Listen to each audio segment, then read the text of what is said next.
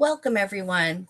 We're so happy you're here with us today for our salon number 61. It's amazing that we've had 61 of these salons over the course of, we started at the beginning of the pandemic, and here we are, still going.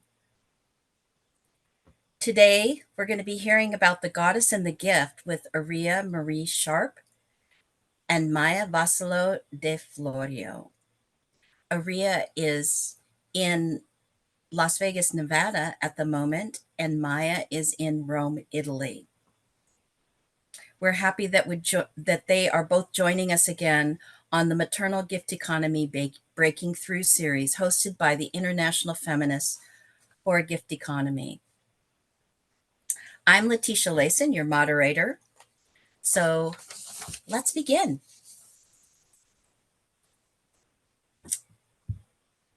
We're really happy to have this conversation because, the gift economy and the maternal gift economy is everywhere.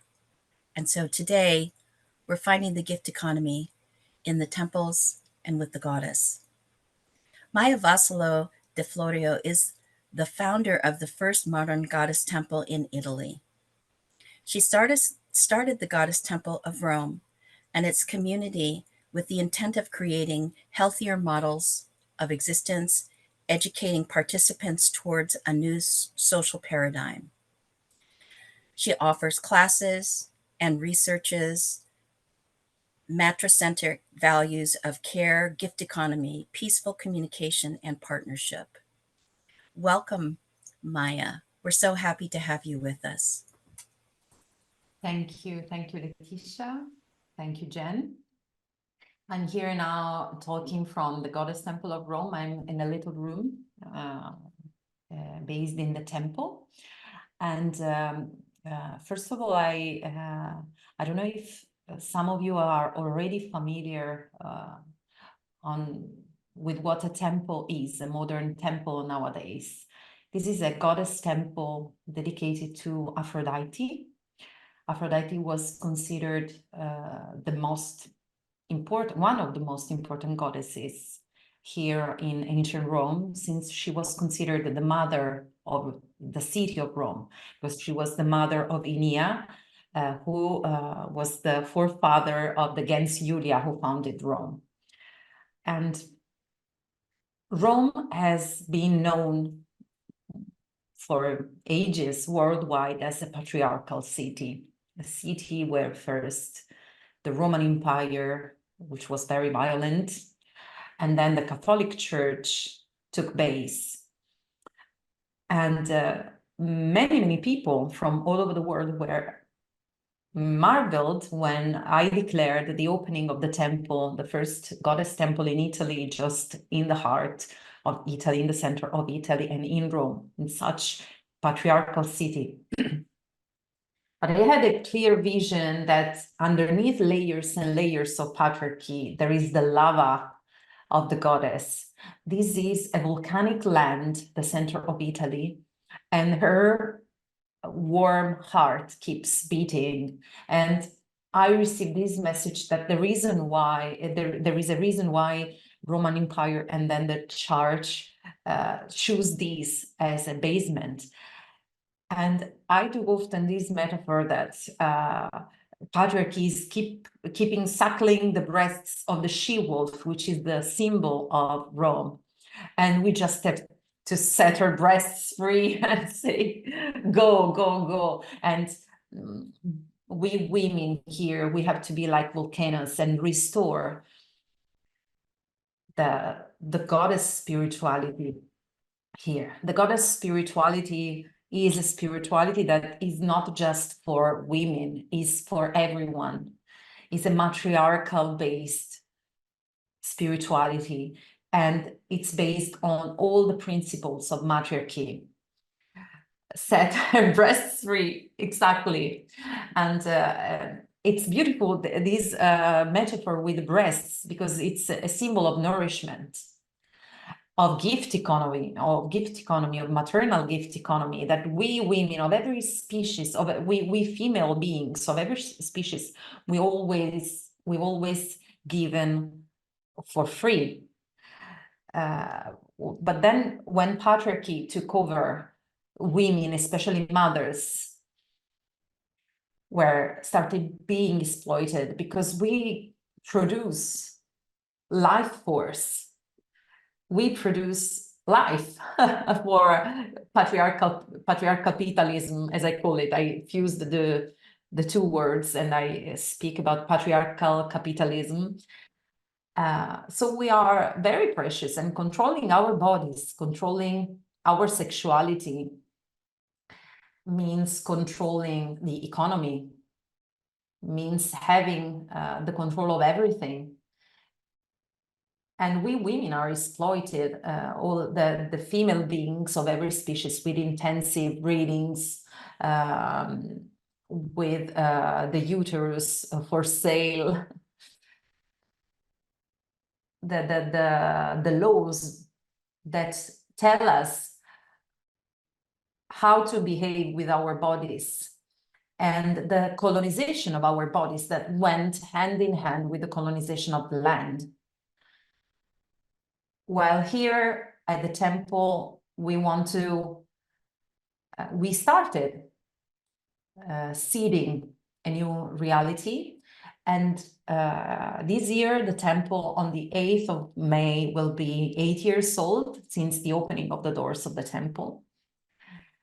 And we are very much aware that everything, every one of the aims we have also economical and political aims, cultural, social aims, are rooted into a spiritual soil, a sharing of the values, a sharing of the spiritual life.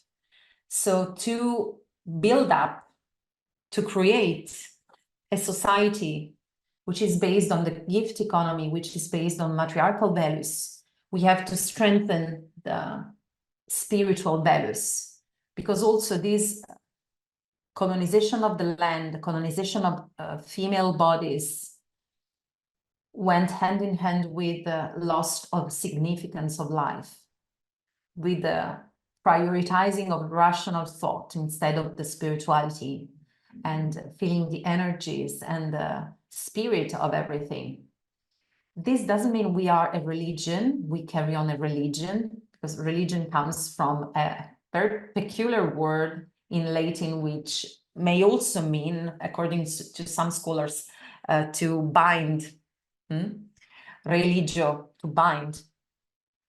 So I don't think bonds are evil necessarily. There are good bonds, but then there are bonds which can be dangerous if the knots are too tight, or if it's not from the heart, a bond from the heart. So we are trying to weave a new tapestry of relationships based on knots, on bonds which are weaved from the heart, from the feeling of the heart. Because if there is a common soil of spiritual beliefs which are shared in the community, then we can build up a society based on the maternal gift and on the matriarchal values, on the shared economy, on the shared gift.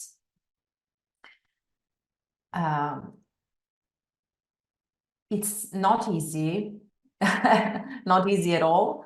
I think there are many goddess temples in the world. Later, Areeya will tell us how is her experience in the other part of the world compared to where I am. And it's interesting to see how the seeds blossom differently according to the various soils in which we plant them, because every culture is very peculiar. Italian culture has a story of matriarchy, of maternal gift economy in the past, as all ancient Europe. But we must also say that we were invaded so much by many sides, not just by Kurgans, as Maria Gimbutas explained the Kurgan theory. So from the cold parts of the Northern Europe and Asia, but also from the Zionists in the past.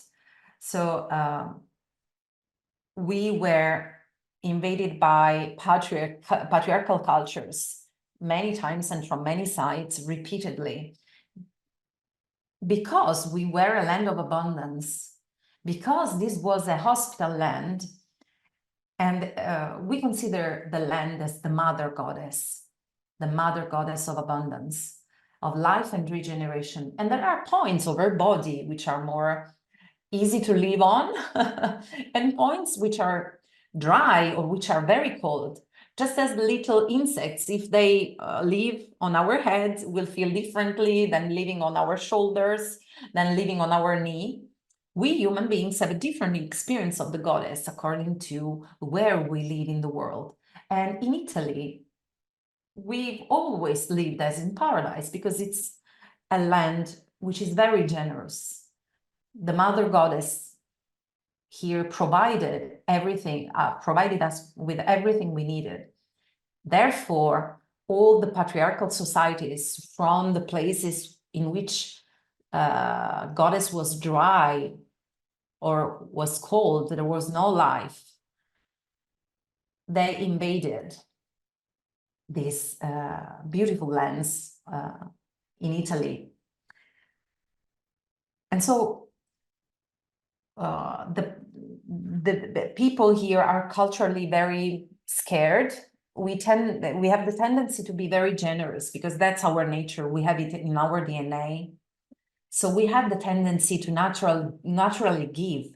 We Italians are famous for our generosity, for our being solar, for our being welcoming with people.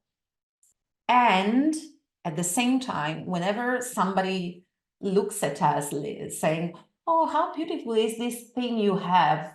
And we close, we say, what do you want from me? So we are afraid of being attacked. So there is this attitude to cry misery, to say, oh, I am so poor, I am so miserable. And culturally, we have the culture of evil eye, of being afraid of being stripped of something, of being deprived of something which is ours without wanting to. So these are two attitudes which are one against the other in allowing us as a temple, as a cultural place, a place where we act culture, where we craft culture.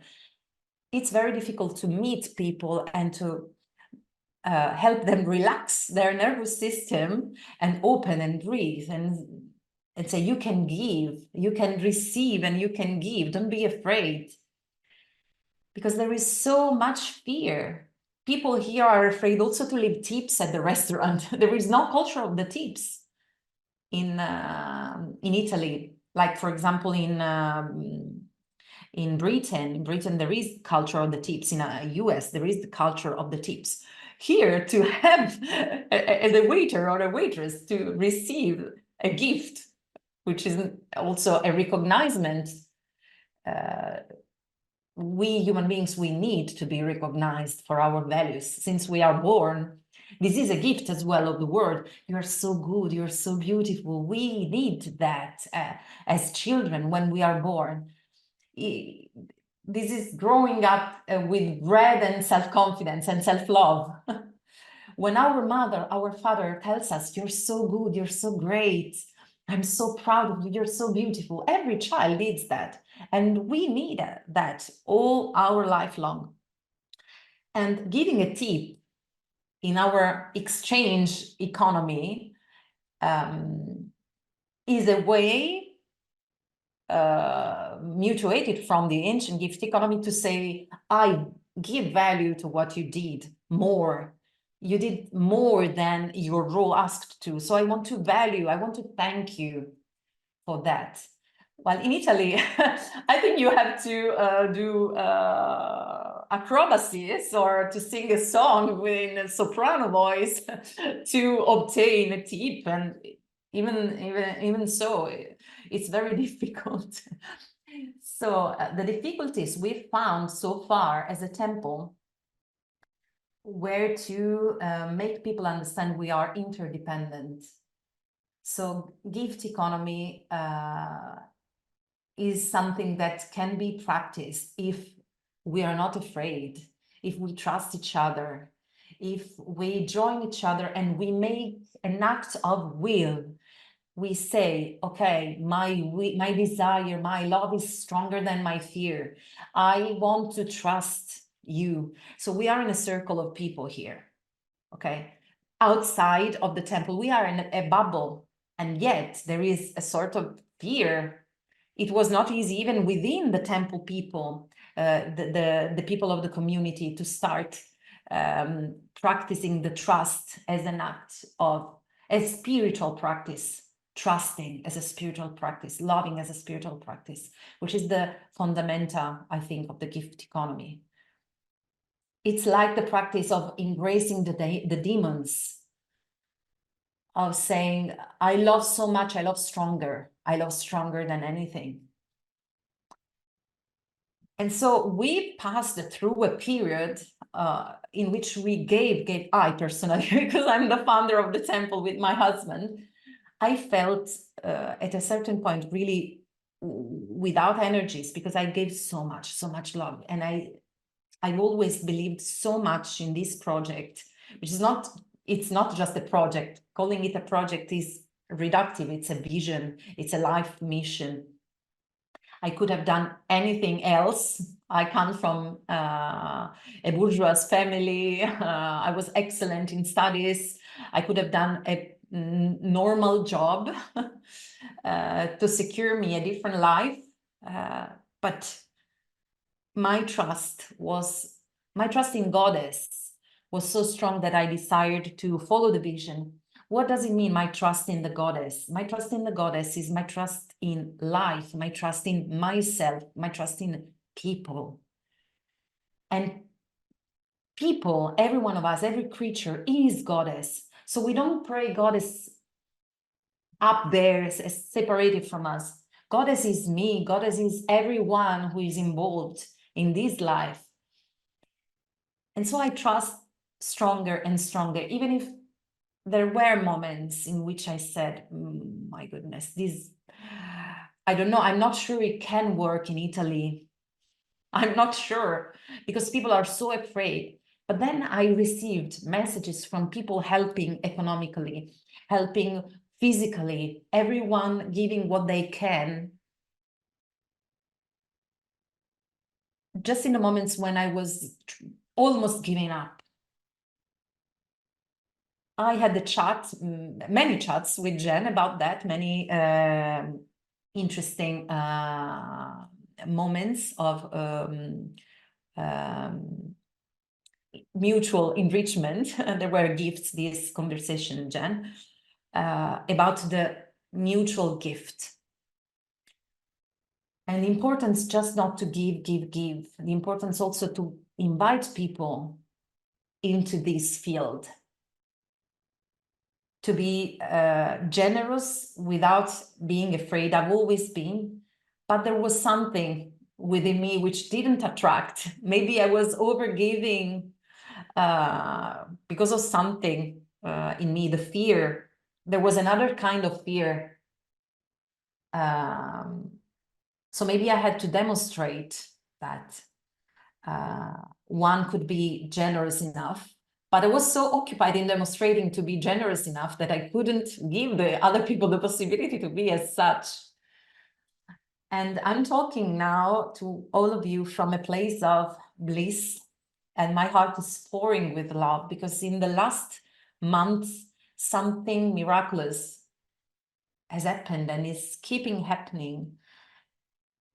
And people are showing up, taking responsibility for the temple. Taking responsibility means, goes hand in hand with having power to change things. And it's not, oh my goodness, I don't want to be responsible, I have so many responsibilities. Is, yes, I am here. I want to show up for life. I want to show up, especially for something in which I believe strongly. And just today, we finished with a internal group of the temple of people I trained as priestesses and priests of Aphrodite and sacred sexuality.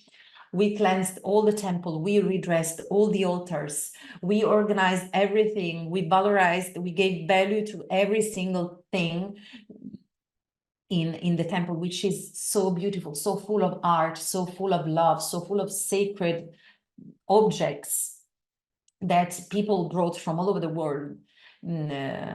Pieces of ancient temples. They shouldn't have done it, but they did it for devotion, just to rebuild the energy of the goddess from the ruins. So we have an altar with all the little ruins of ancient goddess temples from all over the world, or ancient little jars with soil or sand from sacred places, or sacred waters. We have an altar with sacred waters, and people are bringing all those as a gift. And the heart of the temple, this is how we named ourselves as the internal group of the temple, which physically and on a practical level will take care of the temple, just saying, okay, Maya, you cannot do it by yourself, and I'm aware I cannot do it by yourself. I want the temple to survive after me, and I want this to be a place where culture, a new culture, a new vision is crafted. 5 minutes, Maya, 5 minutes. 5 minutes, okay. So this is a place in which we are sharing love, basically, love which is stronger than fear. And I would like to stretch to highlight the importance of mutual gift, because I'm giving a lot, I've been given a lot, and I'm receiving a lot. And the temple and the community is a giving and receiving. And I don't feel tired anymore. I feel full of energy. When the gift economy is correctly practiced, we are just at the beginning. After 8 years, we are starting understanding how it works and really putting it into action. I feel full of energy. I feel invincible. I could do whatever because I'm not alone. And it's also, the temple highlights a lot the importance of pleasure and sacred sexuality. Because this is our vital force, the vital force that brought us in this planet. That's why it's dedicated to Aphrodite. And we offer lots of free contents for you if you want. This is a way in which we practice gift economy, also in English. So if you go on the channels of the temple, Tempio della Grande Dea, on YouTube, you will find lots of lessons, free lessons, where you can learn from experts how to walk the path of Aphrodite philosophy and spirituality, sacred sexuality. And also I personally, on my channels, Maya Vassallo di Florio, and through my newsletter, I offer a lot of free contents to educate, to give everything that I learn in terms of spirituality, of experience, of sacredness, of matriarchal gift economy. Tempio della Grande Dea. And there is also a little gift that I would like to let you. But I don't have the link here. So if you want to write me a mail, mayavassallodiflorio at gmail.com, there is a beautiful practice that I created, which is the Aphrodite daily routine, which is a way to develop pleasure and love within ourselves and put ourselves in the condition to love over fear. and to be able to show up into the world, to give and receive, and to practice gift economy from a place of love and abundance and pleasure. And yeah, if you want, it's this beautiful gift I created. It's a practice. And you can receive it at writing at Florio@gmail.com. Vassallo with 2 S. Yeah. And I will be happy to send it to you. Thank you. Thank you so much, Maya. I'm sure there are lots of questions about how this all works within the temple on a daily basis, the ritual cycle, etc. So I'm looking forward to questions at the end where you can tell us more. All right. Our next speaker is Areeya, my friend Areeya. She's an interfaith minister, an artist, a chef, a ceremonialist who has worked on large scales. She's also a visual artist, and as a visual artist and private chef has created amazing venues feeding not only the minds and hearts of people, but also their spiritual selves. She's currently in training to be a medical Qigong practitioner. So she will also be a healer, soon recognized by her elders in the community. And she has created a bridge with the Shoshone, whose land that they're on, and that Genevieve has given back. And so she's creating a relationship with them that will help to enliven both the practices of the temple and acknowledge the deep wisdom that has existed for thousands of years on that land. So without further ado, Areeya, thank you so much for joining us today. Good morning. I would just like to offer this gift of language taught by Darlene Graham, which is an elder of the Western Shoshone, which is the land that the temple was gifted. Genevieve Vaughan, thank you so much, Jen, for the opportunity to express for that which is the divine fecundity of life. I think that this is a part of the gift that the temple receives, that all beings receive from understanding that there is a breath of space that we all work with together. It is not othering. It is not male, female. It is of wholeness. And there's something to the gift of this goddess temple dedicated to Sekhmet, a Kemetic goddess of the sun, of renewal, of healing. What does that mean inside? There's so many mythos connected to this particular Kemetic goddess. Kemetic meaning of the soil or of Egypt in the continent that's known as Africa. And so I would just start with this thank you from the Western Shoshone, because that is the land that Genevieve gifted to them. Like, just to say thank you for being here. Thank you for being connected with the earth. Thank you for appreciating that we all have one land, one earth, one water we're sharing together, which is a gift. It is a gift. So that Darlene offers the real wellspring of languaging in what any one of us could feel is a spiritual connection, or a connection with Mother Earth, the land, and all the living beings, to say thank you. Dame Appa, our creator creatrix. Eshi Eshi Dabadoy. Thank you for the sun coming up. Ashi dame naniwa. Thank you for our family. Shuntahai so de hagade esinisque. Bless all those who are sick. Dame eshe dame takape wai ba'a. Thank you for our food and our water. Dame eshe shundahai a unide. Thank you for all our blessings. Wikaba'a oyo seke wai manago. Watch over those who are near and far. My ayune de debia.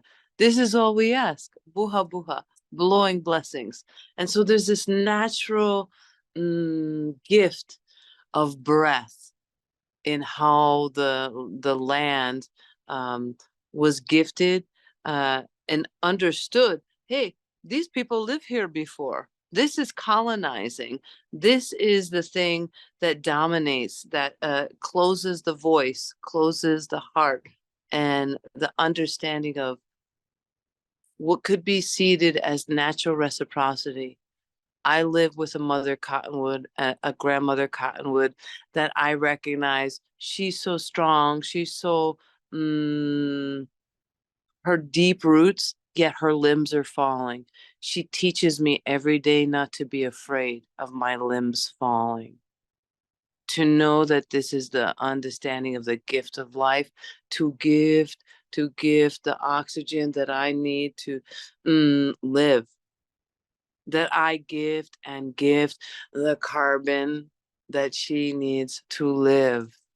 And so there's this true feeling of motherly reciprocity. When I say motherly, please understand that I'm thinking of this as a place of dwelling in that which is indigenosity.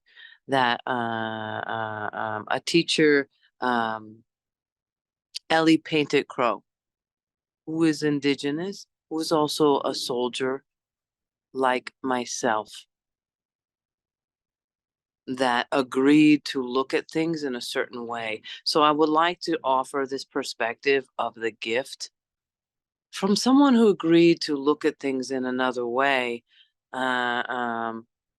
that really was quaffed by what we call domination culture or patriarchy, and how that affected my languaging and my skill sets.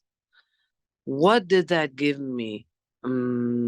It gave me discernment to understand the difference in the languaging of something that is domination, right? Where something is life-giving. And where does this meet? In the cycles of life rather than competition. Top-down model must be top dog, so to speak, to control things. So I offer this from a sensorial aspect. What are you feeling? What are you sensing? The Temple of Goddess Spirituality dedicated to Sekhmet, we were very grateful. We were grateful, Genevieve, for the understanding that sometimes there is just a gift. There's just a gift, a breath of space for something to gestate and be nutrient dense so that it can gift what it wants to gift, what it can gift, what it came here and it was embodied to gift without judgment, without dominating. And so I come at it, I think how it sits at the goddess temple, that I first went there and I literally said, hello, goddess temple of spirituality dedicated to Sekhmet. I have no idea what I'm doing here, but hello, I'll see you soon. Always think really clearly what you speak into structure, into mothering with nurturing. Because she was like, yeah, you will be back. You just said it. I didn't know. This is 27 years ago, more than half my life. I didn't know what it was about. I was like, oh, gift economy. Oh, peace activism. Oh, God, spirituality. Beautiful. It feels wonderful. But what did that actually afford me? The gift of experiential phenomenon, to sit with essence that is sustaining and nurturing this nutrient dense connection and appreciation, right? Appreciation, which is something very different than appropriation. I appreciate being able to listen to Maya Vassallo di Florio, because I'm like, I feel the same from a different perspective. Like, this is a land, the Ruby Treaty, which is the treaty of with this stated named countries agreement with the indigenous, has never been honored, has been broken perpetually. This place that they understand as Nawasogobia, the people of the land, right? The mother, the land, the earth, and all the living things. Is it the air that inspires? Is it the stones that moves at such a slow rate that people don't even recognize that it's life, with no appreciation? Yet, where are you going to build your house, folks? With those stones in appreciation, with togetherness that creates the support of the foundation of life, of lifing, of actively living, not in the past, not in the future. So for me, I feel that the Goddess Temple of Spirituality dedicated to Sekhmet, one, Sekhmet, understanding that, Genevieve, your visit to Karnak and your conversation with that which is divine feminine has truly helped nourish so many, just by the acknowledgement, right?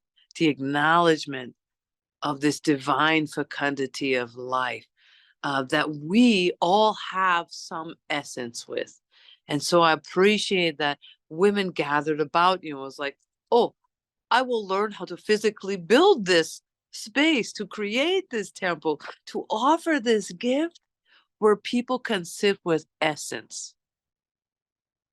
The essence that is all to understand and embody in the ways that is most healthful and deeply nourishing for others. Because when we are nourished in such a way, provided with such a space, we can sit with that connection, right? Above and below. What is our thinking, our highest potentiality of purpose? What is our deep, deep roots with this land, with all the fires of creation and the emotions of pulsation and the strength in these bodies' pulsation? This is foundation, these bodies. Mama, give this to us. Mother Earth, Mama Tierra. What's the name? What is the generative cycle of life? Like really birth, lifing, and rebirth. So I feel that, one, the temple offers a gift, the gift of in economic theory, right? There's not an expectation, not an expectation. It is a gift from the heart that knows there's a need that's being satisfied, and this being is going to be nourished. And if they're nourished, perhaps they're in a position to nourish others, rather than only know scarcity and need. And so the Temple of Goddess Spirituality, to be very clear, is in Cactus Springs, Nevada, which is 18 miles south of what is known as the Nevada nuclear test site, the city of Mercury that was developed, that is the most bombed place in the world. Let me be clear, in the world. Okay? Almost 1,000 detonations, whether subcritical, over 900 under the earth, with the expression of, oh, it's safe, it's within the earth. All things must breathe. Where's the venting go? We are 3 miles from a military installation that is a drone's headquarters that is actively working to have the eye taken off of it because of what it accomplishes in a dominating way. We are 13 miles from maximum security prisons. What better place for a woman who asked for a gift with nothing expected, but with a promise that an outpost of peace, of love, and fertility could be expressed in that land, regardless. Regardless, period. Whether what form we come in, how we identify, what we look like, where we come from, this is an outpost of peace that for me in particularly, I find really seated in the intelligence and the wow, like massiveness of nourishing love that is what we call planet Earth, that some of us call Mama Tierra, some of us know as Tonantzin, some of us that understand is the connection of ecology with physiology. So for me, at this time, understanding that it's 9:44, Diane, and I've talked a bit, and I would love to offer just in a way that is maybe a little bit less amorphous that, this temple was created from the love of being, from the breath of life, the ability to have the breath of life, and the prayer to offer that nourishment to the breath of life. And so grateful for the 3 daughters that came with this prayer that allowed women to feel enough rootedness with the land and its cycles of life to understand there's a differentiation with what was created by the ego of humanity, which could be seen as a domination culture, patriarchy, etc. And it's a bridging of the world of understanding. We are thinking, we are feeling creatures, and we meet in the heart. Too much thinking, too much feeling, and the gift, the real gift of the land and sensorial appreciation, nourishment, love, and connection of just sitting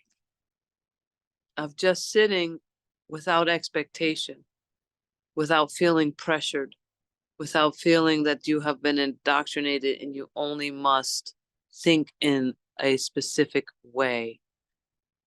The gift with the temple in the middle of a desert, in the middle of radionuclide dust. And what's the conversation, the real dialogue with those that are part of the military establishment, those that are part of the land bureau management, that come by regularly, because there is fertility, there is life, there is abundance, there is nurturing, even within the desert. That which is seen as barren, that which is seen as, oh, I can take that because I can harness that energy.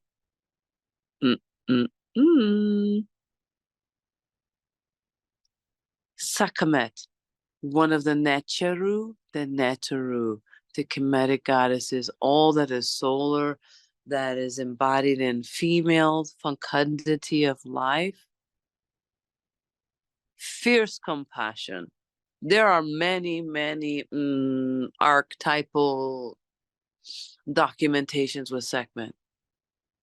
And many of them begin with words that I know is actually, for me, I have a certainty that it's very different than the nourishing and sustaining and deep nutritive way of lifing.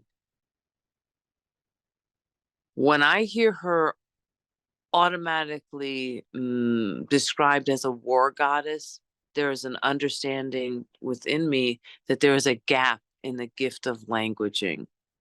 There's a quaffing of languaging that had been created by patriarchy and or that which was dominating society that looked at a very strong, compassionate, fierce woman as a threat. So those people, those beings, those creatures, those animals, two-legged, four-legged, slithering creature, whatever that has the auspiciousness, the true gift of landing in Cactus Springs, I say thank you. Thank you, thank you to the waters of life that bubble up within a place that seems so desolate, that is the wellspring of life for thousands and thousands of creatures, of beings, and how whatever surrounds us that seems like the mechanics of dominating, to understand that it is systemically changing with the love that I hear from Maya, and the heart and the wellspring of nurturing, of providing a place to have a connection with sensuality, with sexuality, not just a cut, right? And we're very excited because the maternal gift economy in econo language, theorist language, it is a wellspring of nourishment, because we offer a space, an outpost of peace where people can just sit with essence, whatever that feels with, but understanding that it comes from a nurturing, a mothering. Not everybody likes their mother, let's be clear. Okay, we didn't all have awesome relationships. Some of us did, and it's great. And some of us didn't, and we're like, how do I self-regulate and heal and nurture myself with this? This is a place where you can do that. You can 5 just minutes. sit. Thank 5 you, minutes. Dana. Thank you. This is a place where you can just sit with essence and feel what is nurturing, what is sustaining, what is life gifting without an expectation in return. People come here to say thank you. Buddhist, Wiccan, Jew, Catholic, Abrahamic, they come to say thank you, to sit with the essence that I feel actually is a part of mothering, which just offers the nutrient dense experience and food, right? Food for thought, food for emotion, food for the body, to live in a way that knows and understands and is certain we are no longer a dominated society. We are in relationship actively, physiology with our ecology, in the different bioregions, listening to what this parent earth, this mother earth, and all the living things would love to communicate. And in the city, it can be harder to hear. And so one of the real gifts is that the people in the city, in a place, right? In a place that was nicknamed Sin City, hi, they could go to a place 45 minutes away and know about just sitting with what feels beautiful. So the space is a wonderful 20-foot diameter boudoir of the Sacred Mother, where Sekhmet is prominent, and a woman named Mia from the Pacific Northwest coast created the new effigy that has been blessed, and the it has the real joy of being in the middle of what people would call desolation as a desert. When you look around, there's so much life teeming. There is a spring that like literally this spring is the wellspring that all of these creatures, whether it's myself two-legged or creeping and crawling or flying, can actually thrive and not just survive, because we love them, because we put out extra water for the bobcats or the lizard family or whatever that needs it. So thank you for this time. I really appreciate it. I do work to be less amorphous and in the field to bring down what I am experiencing. And mostly I experience gratitude, mothering, nurturing, the maternal gift economy, how I feel, what I see, the relationship with people coming in and out is they're so surprised. Nothing is expected of them. But whatever it is, the love in their heart to experience at that moment, the truth, the viscosity of truth, of being allowed that space rather than a specific indoctrination or a quaffing of how you think, whether it's actually in a fraternal, paternal, or maternal society. When a woman arrived and told me that she was afraid because her mother, who was into nature worship, made her afraid because of how much she loved it, it gifted me the opportunity to understand I'm just here to express and allow a space of essence to sit with the potentiality, really us as a species living and lifing into the fullest potentiality of purpose. Oh my word, what a gift.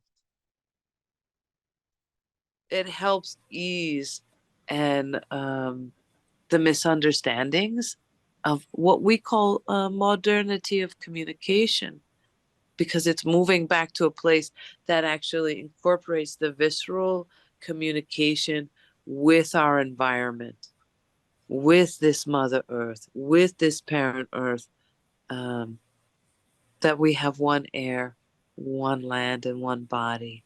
So I say thank you to the Western Shoshone people who are so kind to even like offer time to teach me the language, and what that means, and how the reciprocity of divine connection or motherly connection is automatically built into that. Uh, we are creating so much more with the infrastructure. Thank you, Maya, for offering that, because the gift that is happening is that the sustainability is bubbling up. Those care tenders that love the mother, that understand that we are about nurturing each other as we go through this metamorphosis with our species. This is not a small thing. This is amazing. And how we can communicate with each other that pulls it down from just a clearly thinking realm, or pulls it out from just a clearly feeling realm, and actually marries those in what many would understand as the marriage of heaven and earth within the breath of heart, so that we might offer in the indigenous way, through all the understandings, that this life is beautiful, and we have what we need. And we are sharing that in a way that others have less need. And it perpetuates the fecundity of gifting. And so I am certain of the gratitude that you are all here, that you are offering your experience, which is your modeling and transmission of lifing in a way that honors Sacred Mother, Divine Feminine, in igualmente, with the equality, the dynamic equilibrium, left, right, how the brain works, right?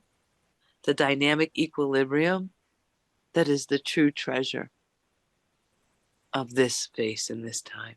So thank you so much.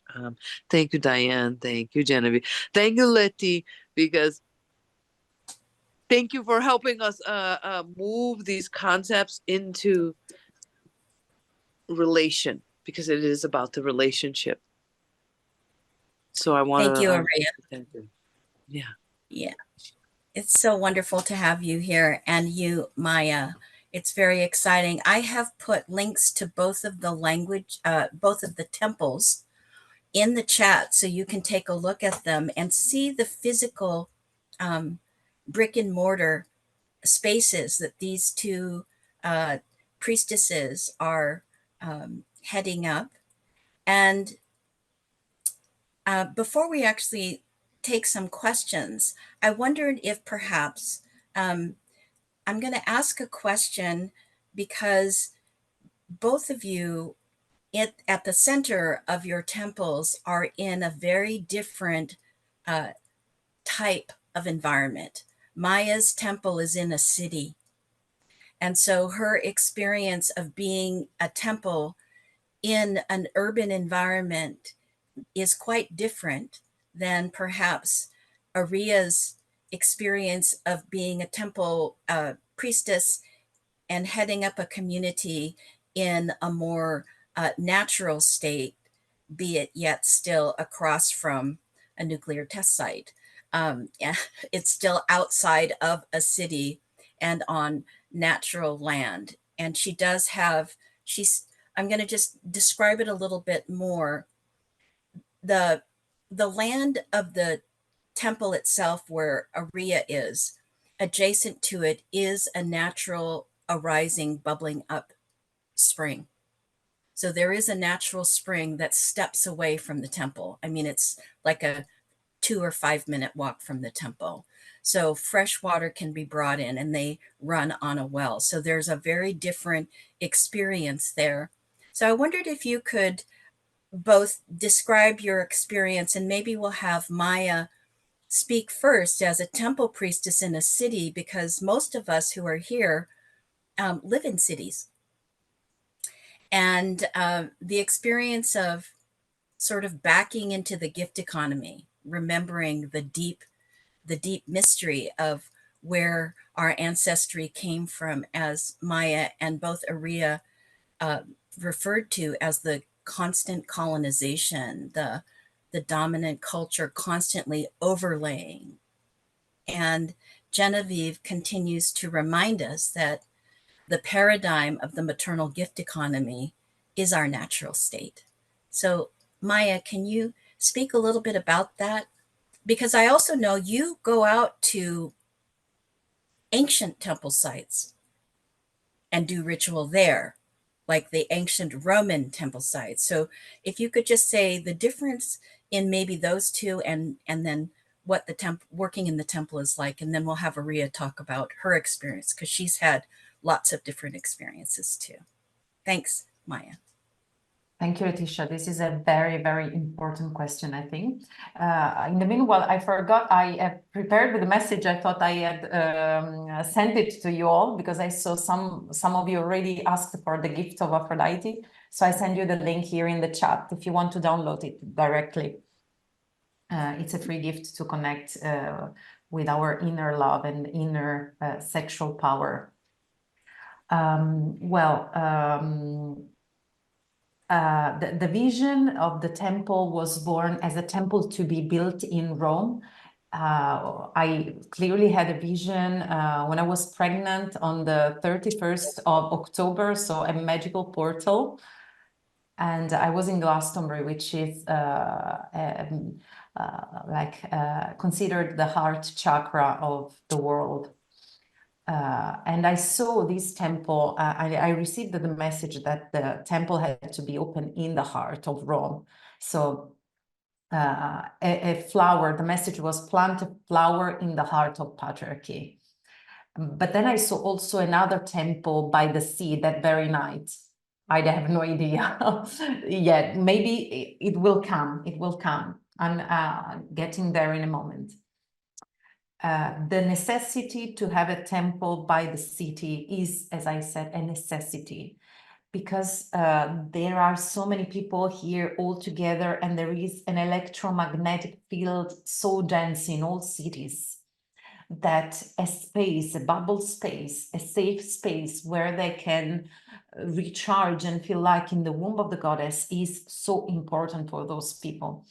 And it was received very well by the community, by the pagan community, even if the goddess spirituality is not paganism strictly, it's more, it's something else, it's goddess spirituality. So it's, it has another identity, but it's considered as paganism. It was very, very well received by people here. The difficult thing showed up not just in time, but during the COVID period, because the COVID prohibited us to stay together. And what happened was the temple was empty. I kept transmitting online the teachings and doing ceremonies online, which is powerful, but not the same thing as being hand in hand, looking into each other's eyes, having the same physical experience in the same physical space. There are studies that have been done on the not togetherness of the space of the Zoom calls, because the people, they share a little bit of the same experience, but it's not like being physically in the same space, smelling the same incense, having the same lights, feeling each other's electromagnetic field and emotions, reading the body signals, which cannot pass through the online. And what happened was that the community, it was not dismantled by COVID, but it was really shaped. And the effect was terrible to see the temple without anybody, the temple crying, where are the people? After the COVID, we had to start from the beginning again, but with not the same enthusiasm of the first grand opening of the temple. So the people already knew the temple, so that was not a new to see to say, oh, it was not a news to say the temple is open again. We know it, and people became a little bit lazy. So a big stroke came with COVID. But in general, society has changed. Now there is again the joy and the desire to be physically together, hand in hand. And the difficulty, and it connects with a question I saw, so I will answer the other question I saw in the Q&A box later. I don't know if Letecia, will you read them? Okay. But it's connected with the answer. The difficult thing is in a big cities to keep the community together because it's so dispersive. The distances, the long distances, the high density of things to do, the rush hour of traffic, the rush, people rushing everywhere without knowing where to go and why. And this is always this accelerated life and this tension of the nervous system. So coming into the temple gives them regularizes the nervous system of people. And it's of crucial importance to have a temple here, to keep it open here. At the same time, surviving here in a city big as Rome, requires a priestess, or all the priestesses and priests that I trained, to work double energetically. We need to go out in nature and to keep the temple clean. When people come here, they feel like in a bubble. Even if the temple of the great goddess, if you go on Facebook, you will see lots of photos of the temple. And maybe at the end, if there is 2 minutes, I can show you a video of the temple. You want to see? Okay. I can share it. It's in a place of Rome which is very, very green. And it's a sacred place which is called Monte Sacro, Sacred Mountain, which is a zone of Rome in which priestesses and priests in the past came reading the flight of the birds. And the temple is nearby a beautiful park, a green area, near which the Aniene River flows. Aniene River is a sacred river where the statue of the Sibyl with the Sibyl books was found. And plus the part of the sacred mountain in which the temple is, the neighborhood, is called the Conca d'Oro, like golden bowl. It's interesting. So the energy here, it's very beautiful. We hear birds singing. There is a lot of green here. Yet we are in a city, and it's very challenging to be in the heart and the minds of people, because sometimes the mind can silence the heart, as we know. People out there go running all the time, and there are the duties and bills to pay and work and the boss that is unfair and so many things to think about, which are not easy in a city where there is not a structure, a community structure to hold each individual. But each individual is isolated. Nobody has a net of support. So they tend to forget with the mind. Therefore, the positive thing that happened during COVID was using a lot the internet, the socials, and the web to spread the goddess message. And so many people which had never known about the goddess, never known what is that, they came they came in contact with all the free lessons I give on the temple YouTube, on my personal YouTube, because I have in Maya Vassallo, the Florio International. So even people from outside of Italy, they knew about the temple, the goddess temple of Rome. And this was very good because they started practicing the goddess spirituality, Aphrodite philosophy and spirituality. But it's very challenging. It's very, very challenging to keep being rooted and not being like helicopters flying away crazy with the too infinite to-do lists. So the relationship with the ground is fundamental. People hear ground and come back to the womb of the goddess, even if we are in a city. Plus, I tend to balance a lot, as you said, Letecia, the practice in the temple and the practice in the park. There are people who say, oh, the park is not nature. The park is nature. So they tend to be snob with the parks because it's not the same thing as going out in the woods, in the wild woods. But I say, I'm so grateful for these parks that keep us alive. Every single tree which is in the park is so precious. For us, we have to be grateful for those creatures who are survivors and are so strong in the parks and give us oxygen and life in the cities. And I wish parks to expand, to be wider and wider and wilder and wilder, maybe also. So we do lots of practices in the park to build this connection, not just with each other as people, because connection to build up a goddess society, a goddess matriarchal gift economy society is fundamental. Relationship between each other, but it's also a relationship with the land.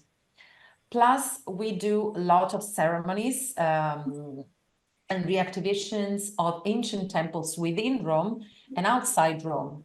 We have the incredible fortune to have lots of temples. The majority of them are in ruin, goddess temples, but they carry this strong energy. And many are in the woods, many are by the sea and are very wild. And every time that we celebrate in a place, in a goddess spot within the city of Rome or outside in the countryside and the mountains by the seaside, we create pathways and golden threads, golden tapestry of sacredness. Every time, especially we women, but every time people unite together to celebrate the goddess and to do a ritual, a ceremony, we create a little light that attracts each other light, and we can create pathways. So the intention has to be to connect between each other. The vision I had when I opened the temple here during a meditation was me being like a volcano here in the temple, taking all the goddess energy as lava and erupting it in all the city of Rome. And the more we celebrate and the more I train priestesses and priests, I didn't stop training even when I was pregnant of my first and second child, because I was exhausted, but I said, we have to carry on. We have to carry on. Goddess will give me, the land will give me the strength. And it happened. She did.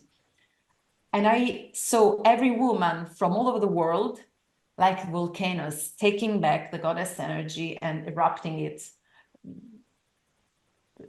bringing her brand new into the world. That's what we have to do. So that's so beautiful. That's yeah, so beautiful. Yeah. I think that's a great place for Areeya to actually begin speaking about that goddess energy, that fiery, erupting up, because Sekhmet herself, that energy of the sun, that unbridled energy that's there, where your temple was created in the city, and then you are teaching them to your members to appreciate gardens as parks as nature, and then temple sites. Areeya has raw land, and her temple is open in all the four directions and at the top. So nature is completely immersed and brought in, sort of crystallized in the temple. Areeya didn't actually describe across from the effigy, which is the seated goddess Sekhmet, is Madre de Mundo. So she sits across from her as the goddess of the world, the great goddess, and has two other altars there representing the many different faces of the goddess all over the world. And where you train your priestesses in this aspect of Aphrodite as the great goddess, the Sekhmet temple is like the network of the goddess that invites different traditions in, that both support the regular ceremonies, priestesses from different traditions, and then also hosts ceremonies from different traditions where their elders will come and use the space for that. In addition, it also hosts peace and anti-nuclear, anti-war demonstrations as they do these long walks. So this is probably a good place for Areeya to come in and talk about, her experiences there and the diversity of what it is, as opposed to just one view. Areeya? Good morning again. Okay, thank you, Maya. Oh, I so appreciate you and the understanding of whether it's in the city or which is a much really a different pace dynamic and processing dynamic than the rural community.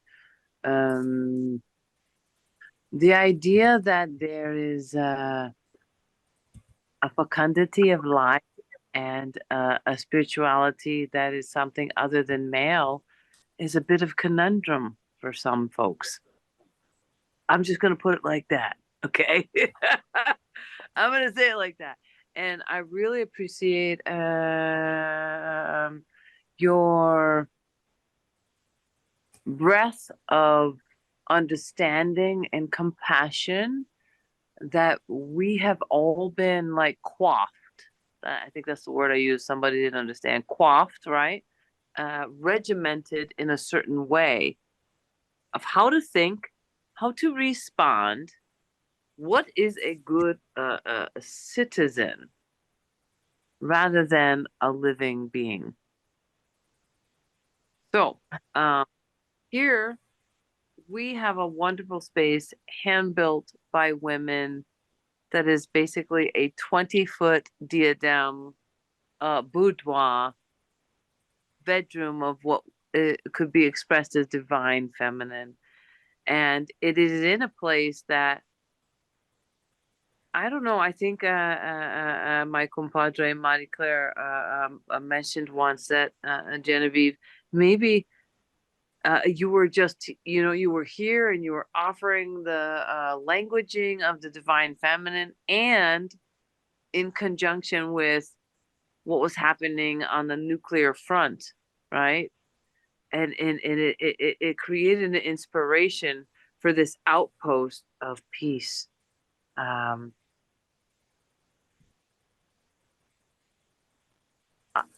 In my thinking, in the rhythm of what has been happening in the past year, people want to know. They want to know it's okay to express, to feel a connection with the land, with what is the gift, what literally is the gift of the breath of life, and offering it to another without expectation. And I'm very grateful. There's been people from many backgrounds. I find my own speech pattern changing right now. Like there's an intensity in the world that is culminating to perhaps a new way, right, of the gift of language, which doesn't expect a response. It's a gift in the language, in the energetic nutrients that we are gifting to each other, to live in a way that has something totally different than a domination culture in mind. And so when I hear matrixial or matriarchal, or for me, who quite honestly is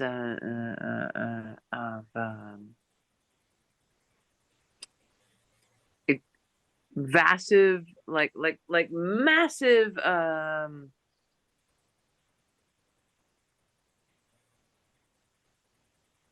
cultural differences mixed in my bloodlines. And so I look at things differently. I receive things differently. How Maya received things in Rome, it's going to be differently how I receive things in the desert, in the Mojave, in the places that's seen as barren, which is not barren at all. which actually holds the seat of some of the deepest, most enriched experiences of the fecundity of life, because it actually connects. Wait, we don't have that much water. How do we say thank you? What is the thank you? What is the gratitude from what is offered in that maternal um, gift economy way? Naturally, like, you need water to live. You get to have food to live. And we're in a place in the desert that's literally 3.2 miles from a drone headquarters. 18 miles north is the most bombed place on earth. That's not a fashion statement. It is a reality of the biological experience in this place. And to know that we as a species have done things that wasn't necessarily the most healthful for our species, for this parent Earth. And in the reality of that is actually the structure of what perhaps could be known as domination paradigm, which is structural organizations that are top-down modalities, such as it appears, at least in my experience of communication with the Bureau of Land Management and what is actually happening. So we have a unique disposition here, which is about allowing space and breadth of being with essence that is actually a part of the nutrients of this space that really is asking for healing, because there's nuclear test sites. And by the way, the atmospheric happens between 51 and 52 and 91. So those radionuclides and the accumulation of it, it's a reality. It's not something to scare people with. It's to understand that, as you intimated, Maya, each ecology is very different around mother's body. What has been put there, maybe forcefully, right?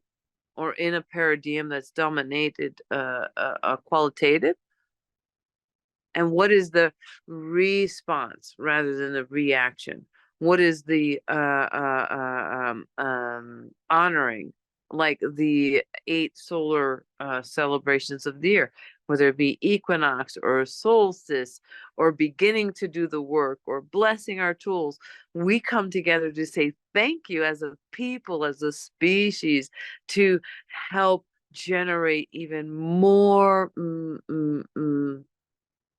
nutritive, dense energy for our people, for our earth, that is the parent where our everything comes from, our food, our water, our shelter, and the respect of living with that. Ellie Painted Crow, a dear sister who actually is indigenous and went into the military, much like myself, offered that we were all indigenous when we remember where we come from, when we honor where the mothering has come from, where the nurturing and the sustaining comes from. We can honor that as a people, as a species, as land beings who actually honor lifing and the full capacity of it. What is birth? What is honoring and supporting each other as we are now? And what is shepherding out of these physical beings? So there is an opportunity to be here with full moons, with equinoxes and solstices, and those times where energy in the earth culminates in these great changes, where you can come sit with essence and the gift, right? The maternal gift of appreciating rather than appropriating, a gift of hey, this breath seems like it would be so nourishing for you, and not expecting anything in return.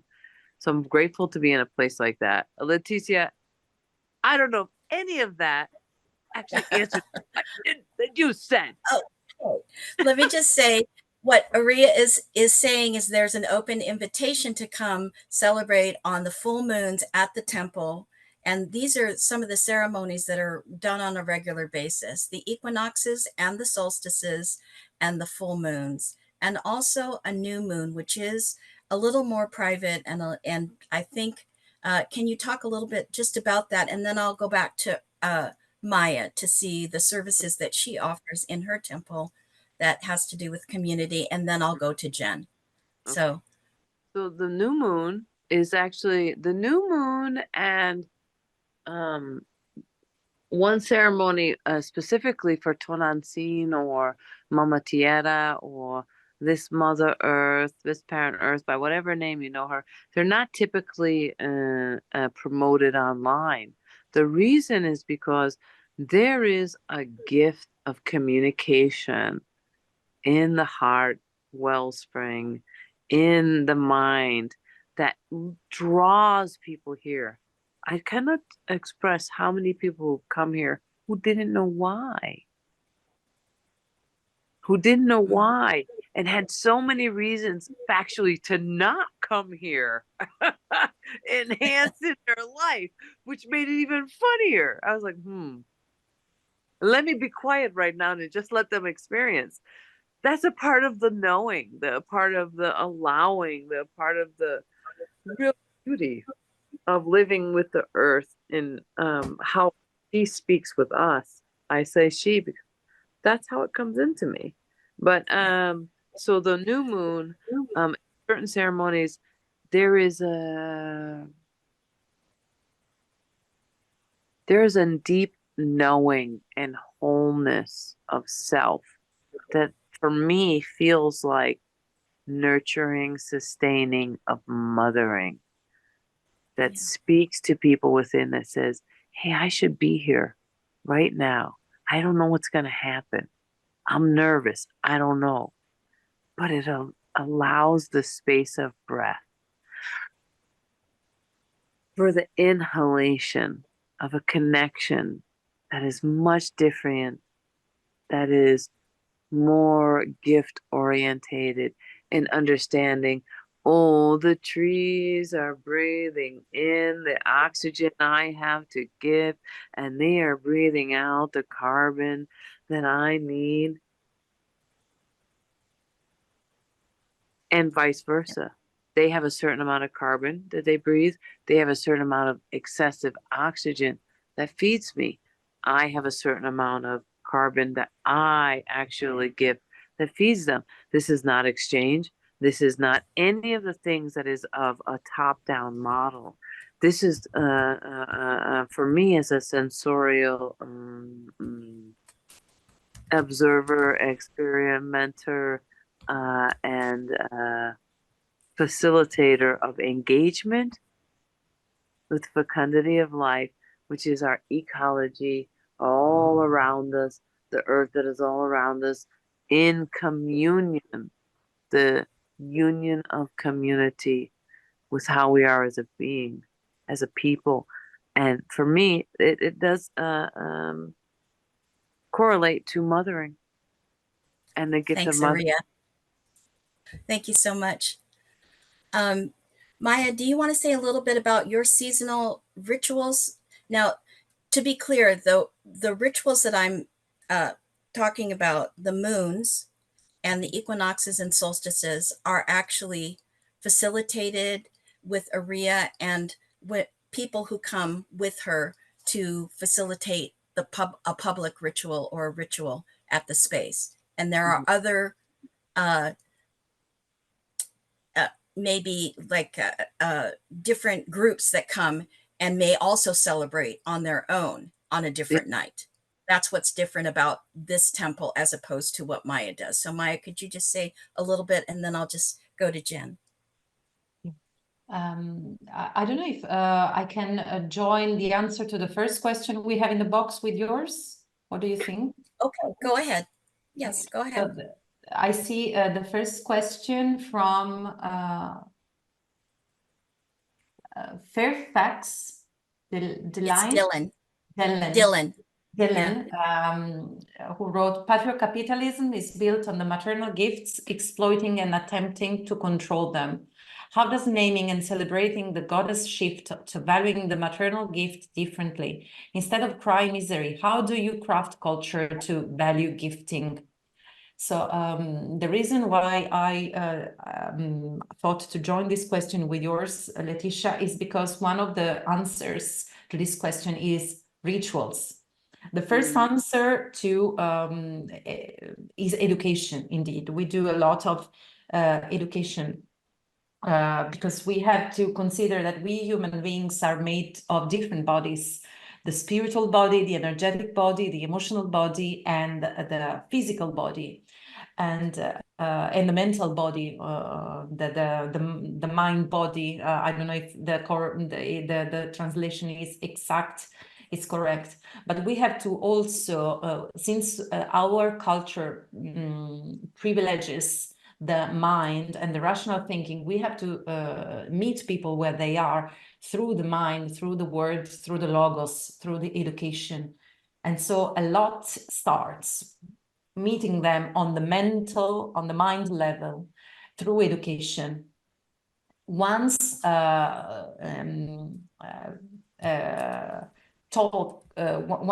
talking with them through education and explaining them rationally why gift economy, matriarchy, and goddess spirituality is the solution to all the problems of war, of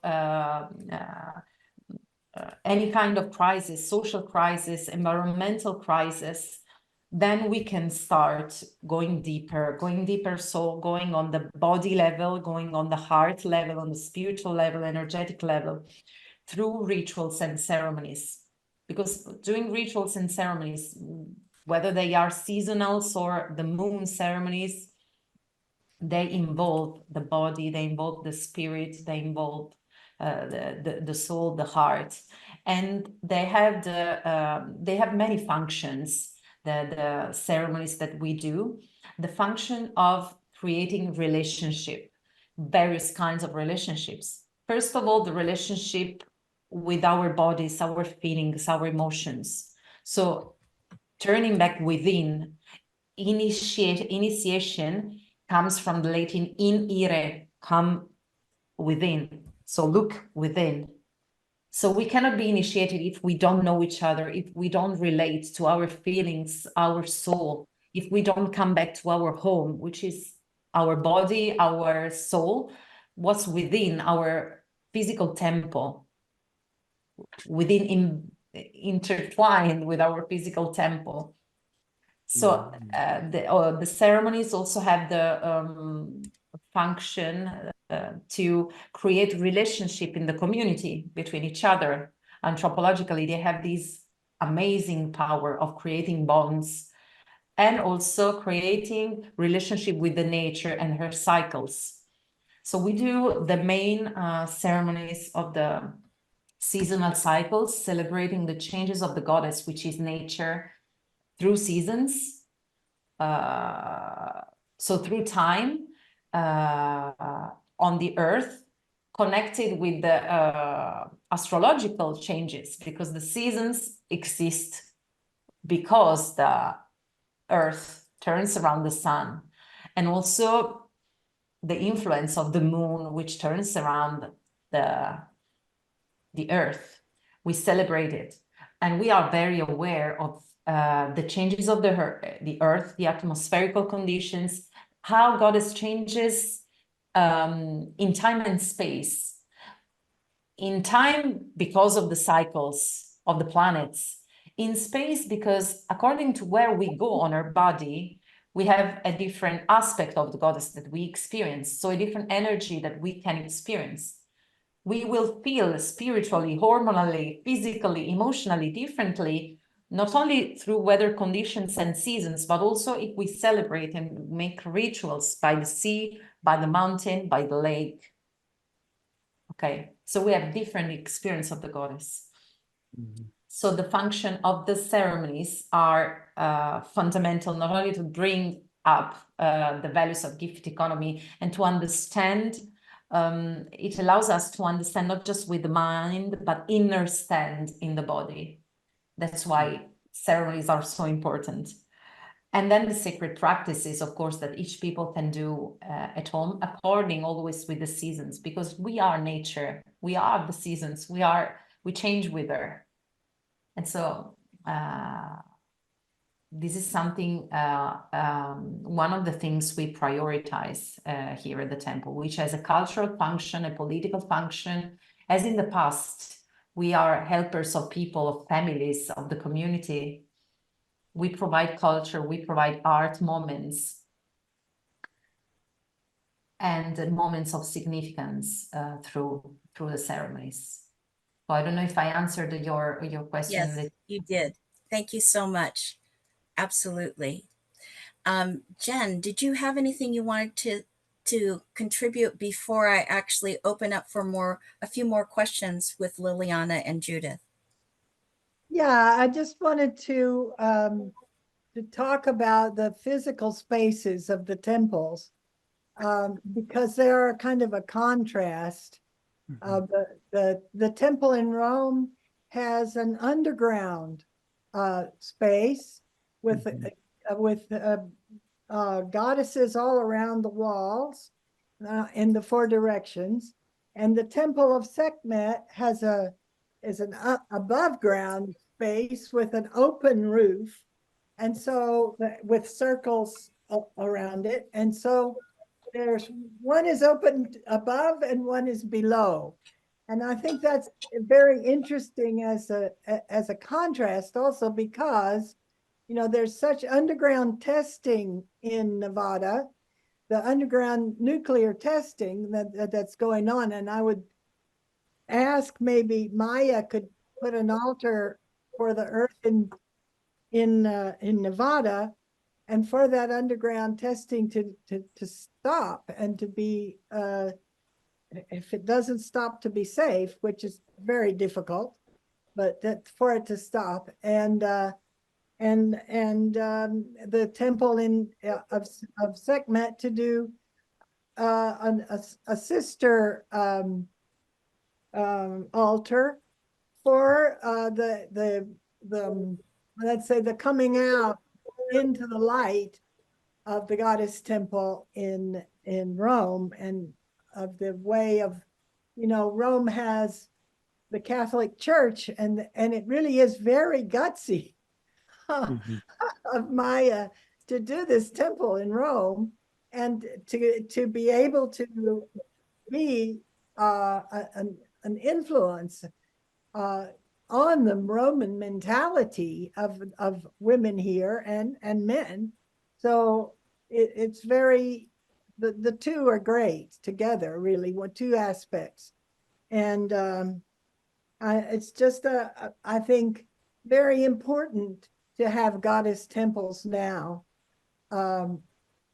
It's the vanguard of a matriarchal and gift economy society that's coming. Thank you, Jen. All right, let's see. There are people who've put comments and questions, so let me go to Liliana first, and then I'll go to Judith. So Liliana, you have a question for us? Yes, from Marine Momo. How can we each heal the fear-based and near exhaustion impulse of human mind bodies to continue to overgive away our energy and power to grasping and blocking the natural flow of our gifting? I can repeat the question. That's a good one.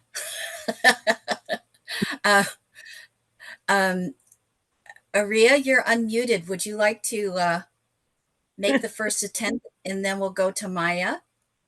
I don't know if maybe Jen. Unmuted, I will.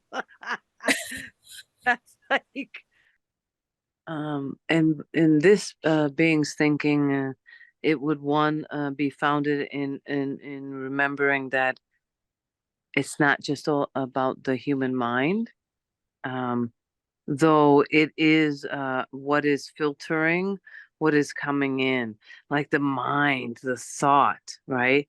That's being filtered in, that is once the breath of inspiration, the fires of creation, and it comes down into our belly, and then all of a sudden the heart's pulsation and the strength's foundation that is what our body is physically made of starts to actually communicate together. And so when I hear that question asked, I'm actually hearing like, how do I breathe in a way that we don't feel constricted? Constricted in a way that our emotional understanding in conjunction with our psychological cognizance that is produced by these physical bodies. How is that not just drained by what's happening right now in the world and around us, whether it's in the city or rural? And a part of it comes to the appreciation rather than appropriation of lifing. That actually humanity is worth it. That we, that I, that you are part of the value system of lifing, of living. And so perhaps can look at it as differently as we are going through each of our different transitions and transformations, and to know that this is not something subjective to other to think that could be right or wrong, but like this temple located physically between these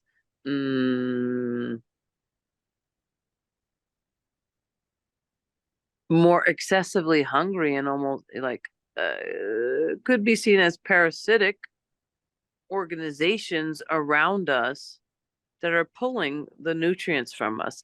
And to be able to just get together and sit and know we're in an extreme area that has received a lot of energy that has not necessarily been healthful. And we can honor each other, our connection, how we offer together as a part of the nutrient system that's actually feeding the area, that is honoring the land. Every time someone comes to this temple situated between maximum security prisons and drone headquarters and nuclear test sites and can sit with that energy that feels the most nourishing, that is coming up from the roots of the land, that is coming in from the atmosphere, to be able to look at things and identify with connection and appreciation rather than segregation. What a beautiful moment, because it inspires to know, hey, radionuclides are actually accumulative. How long is it okay for somebody to be here and honor? How long is it okay to these human bodies, these women who honor the earth, who will be willing to live with it? What's rotation for their maximum health? And so those questions being a part of the living reality of honoring the full moons, how to honor what is fullness in our life, how to honor the new moons and the dark of the moon beginning, how to sweep things, maybe release skin we no longer need for our true healthful being, how to honor the different seasons as they change, honoring therefore this Mother Earth. And maybe we can focus our intention on creating, on cultivating, on harvesting, and all these aspects that are of nature. So I hope that some part of that answered the question. And that you said, to orifice to pull down. But really, Beautiful stream of consciousness, Areeya. Thank you so much. Beautiful stream of consciousness. Maya, do you need the question again, or it's actually in the chat down at the bottom? I saw it Okay. in the chat. Well, in Aphrodisiac philosophy and spirituality, here at the temple that we practice here, the answer is one key word: relationship. When we cultivate basically three kinds of relationships, we can go back into the natural flow without being exhausted, without going against ourselves, against others. So this is relationship is the key to a culture of pleasure, a culture of peace, a culture where there is no space for war within ourselves and within and between each other. So the relationship is the key word for the three kinds of relationships. Aphrodite is the goddess of relationships, goddess of love, of sacred sexuality, of pleasure, of harmony. So the relationship we have to cultivate as human beings to go out of this greed and overworking, overproving of people pleasing and so forth, is the relationship with the goddess, which is nature. So the relationship with Mother Nature. With Mother Nature, I mean the relationship with all the creatures of nature, with all the animals, with all the plants, with the mineral world, everything. So once we cultivate this relationship, we start something great. Then the relationship with ourselves, our bodies, our pleasure, our energies, the in-ire, which I talked about, the initiation. So being cultivating our self-consciousness, and then the relationship with our community, our flock, with our tribe of people with the same values. Sometimes we are born, the majority of us is born in communities which we feel we don't belong to. I myself was born in a community which prioritized the Berlusconi. I don't know if you know Berlusconi, the Italian leader, was famous all over the world. He's dead, but he destroyed in his 20 years of dominionship, of masquerade dictatorship, generations and generations of people prioritizing patriarchal capitalism values and exploiting values and sexist values. So I was born and grew up in a place in which I felt I didn't belong to. I felt I couldn't blossom there. I would have get sick and died maybe inside. Plus, here in Rome, I am invited by universities to talk about Aphrodite philosophy and spirituality, about the goddess temple. While there, I was considered the strange one, the mad of the town. I don't know the English term for it, the mad of the town. So I had to go away to find my flock. I didn't find my flock straight away. I had to create my community. Once I opened the temple, I said, hey, these are my values, my Aphrodisiac values. Is there somebody who feels resonating with them? And people came. So the relationship with people with the same values is fundamental. If we feel the community we are in don't match our values, the values of our soul, we have to find our flock, our tribe, or to create one, because maybe in that community there are people in Rome. Rome is not a matriarchal city, but there were people with the same beliefs, with same values, And so we created this bubble in Rome. And it's the opposite of the cancer, which creates and spreads. This is a good bubble that creates and spreads. So to resume, the key to create a culture and a life, a personal life and a community life that flows, and we don't grasp to the overdoing, overworking, and going against ourselves, is respecting the cycles through the relationships within ourselves, with Goddess, Mother Nature, and other beings, and between all ourselves in the community. Thank you so much, Maya. I see that we only have about 7 minutes left of our time together. And I wondered, Jen, if you had any closing words that you wanted to offer. Well, I just want to thank you all, both of you, for coming and talking about these very important spaces and everything that you do there. I guess I'd like to also say that the Sekhmet Temple, I started it because I went to Egypt and went into one of the temples of Egypt, and in the basement area, I saw a statue of Sekhmet, and the guide told me that if I made her a promise, I would be able to get pregnant, and that the Egyptian women did this. And I had been wanting to get pregnant for several years, and I made her the promise to make her a temple. In fact, I was going to make it like the Taj Mahal. And so like a week later, I did get pregnant. And so I had to build this temple.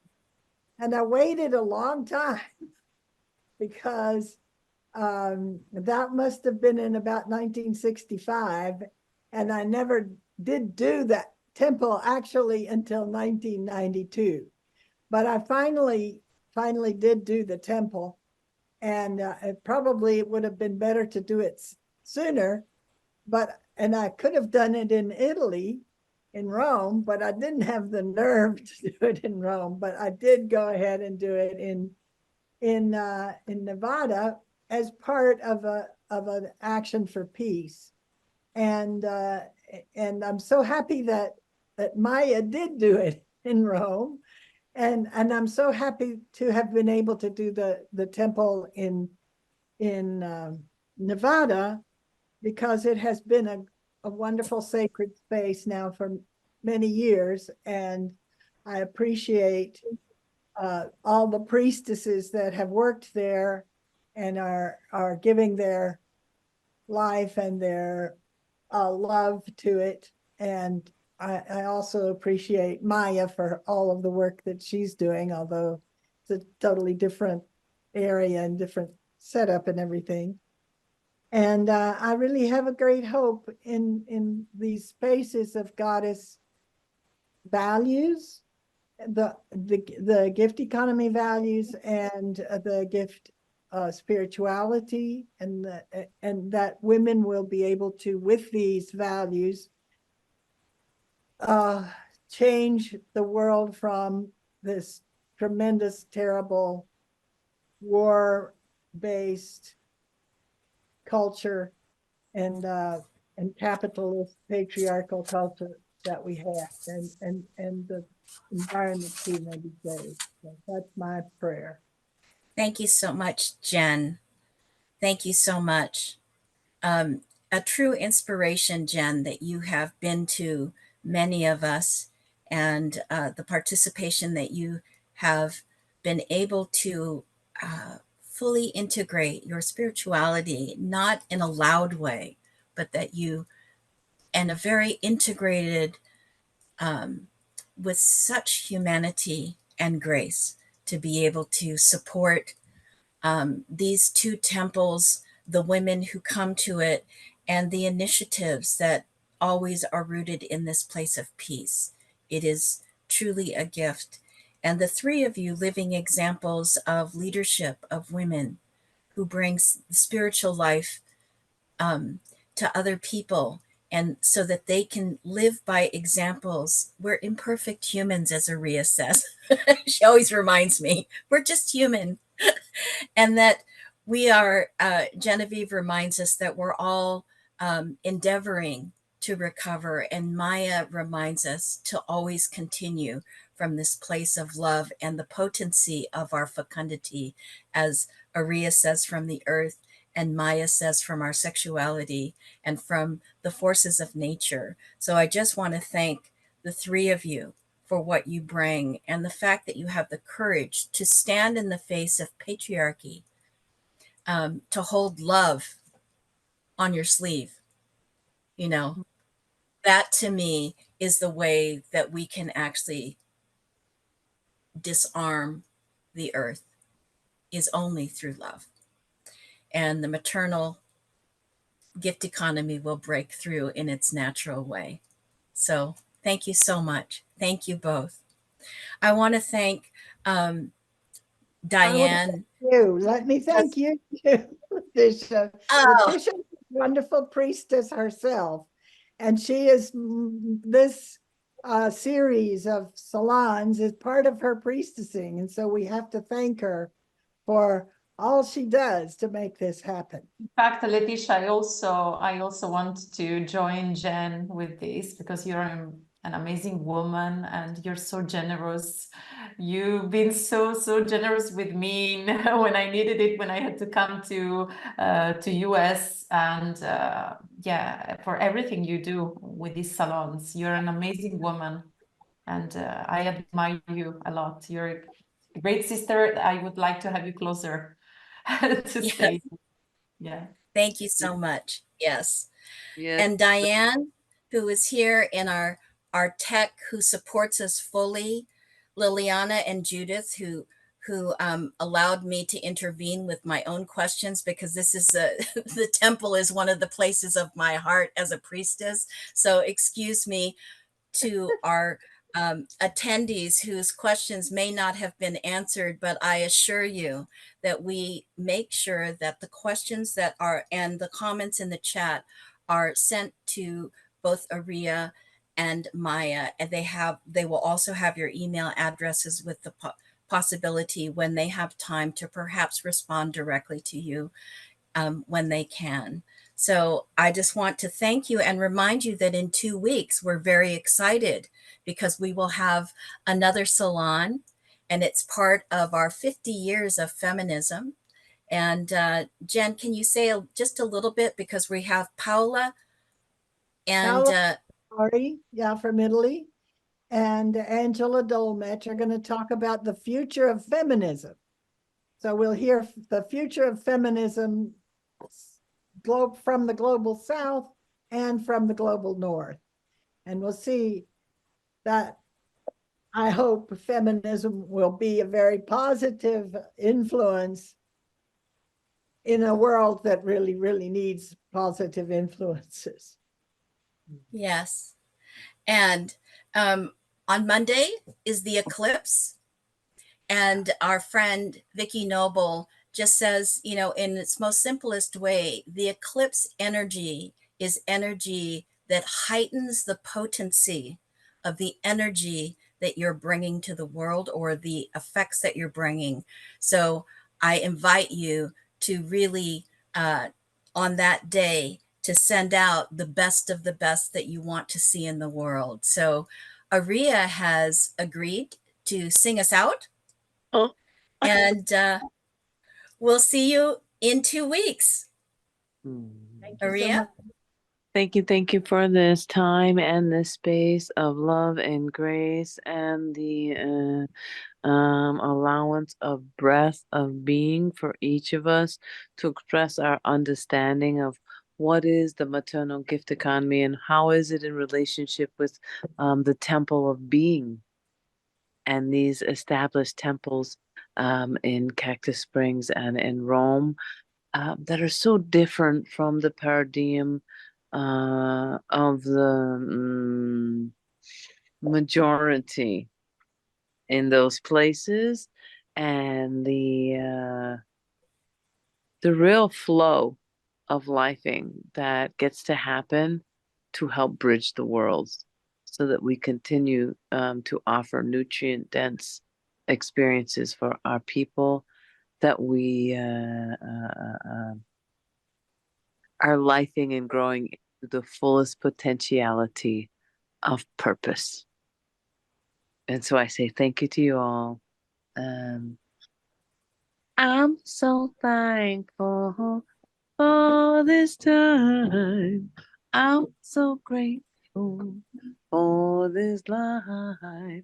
Here and now, you and I, one world, one heartbeat, one love, one tribe. Yes, one world, one heartbeat, one love, one tribe. Yes, I'm so thankful for this time. I'm so grateful for this life. Here and now, you and I, one world, one heartbeat, one love, one tribe. Yes, one world, one heartbeat, one love, one tribe. Whether up those mountains or down those valleys, in the desert or by the waters, here and now, you and I, one world, one heartbeat, one love, one tribe. Yes, one world, one heartbeat, one love, one tribe. Listen, speak your truth in peace and harmony. Each thought a new day, a new way. I'm thinking. Speak your truth in peace and harmony. Each thought a new day, a new way. I'm living here and now.